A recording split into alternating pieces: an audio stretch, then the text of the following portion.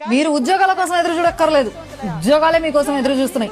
ఏం అదృష్టవంతులయ్యా బాబా. నిజం సార్, నిజంగా మేము ఎంత అదృష్టవంతులం. కష్టపడి చదివితే ఉద్యోగాలు రావు, పేకాట ఆడితే కూడా ఉద్యోగం సంపాదించవచ్చని చెప్పకనే చెప్పారు. గవర్నమెంట్ ఉద్యోగం కావాలా? అయితే వెళ్ళి పేకాట నేర్చుకోండి. నిజం, అలానే జీవో ఉంది, ఒకసారి వీడియో చూడండి. ఎగ్జామ్ లేకుండా అంటే డిఎస్సి గానీ టెట్ గానీ ఎగ్జామ్ రాయకుండా స్పోర్ట్స్ కోటా కింద కొత్త జీవోలో 40వ ఆట బ్రిడ్జి పేకాటలో బాగా పోటీ ఫస్ట్ వచ్చినా కూడా టీచర్ ఉద్యోగంగా తీసుకున్నటువంటి పరిస్థితి. ఏంటి సార్, ఎప్పుడు సార్ స్పోర్ట్స్ కోటా కింద పేకాటను చేర్చారు?